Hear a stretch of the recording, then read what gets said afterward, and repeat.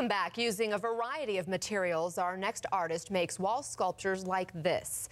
He also makes other objects, and it's all by hand.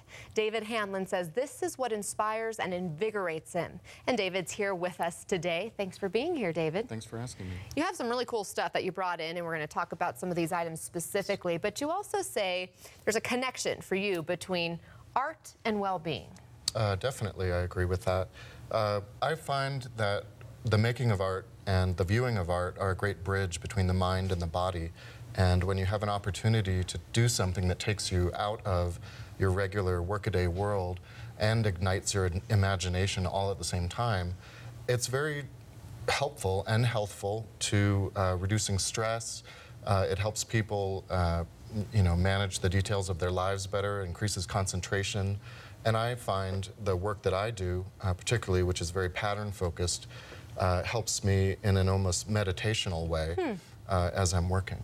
Interesting, and you brought some really unique pieces in with you, some of which will be displayed at the Cherry Creek Arts Festival coming up in just a couple of weeks from now, or less than a couple weeks. Talk about what we're seeing here. Well, these are some smaller examples of typical pieces of my work. You can see this piece is made out of wool felt.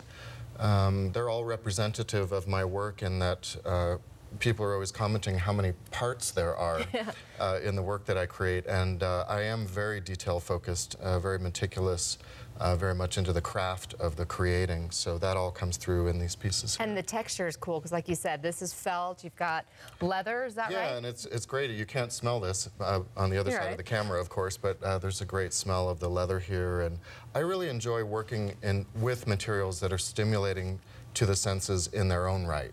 How long does it take for you to put one of these pieces together?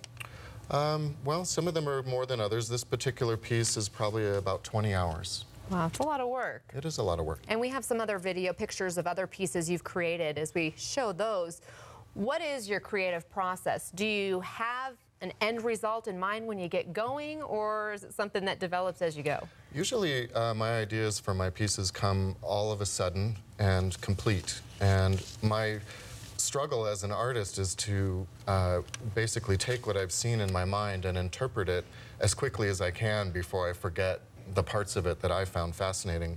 The work is very heavily influenced by architecture.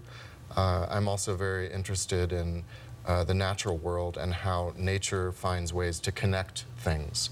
And so I try and bring that out in my own work as well. That's great. How long have you been doing this kind of art? About 20 years. So you've definitely refined your craft. Yes, I have. What does it mean for you to be involved with the Cherry Creek Arts Festival? Oh, it's great. It's been a great honor to be included with so many fine artists from all over the country. But it's also, for me, on a personal level, it's a great homecoming. I grew up along the Front Range. And unfortunately, I've spent the last 10 years or so in the Pacific Northwest, where it rains all the time.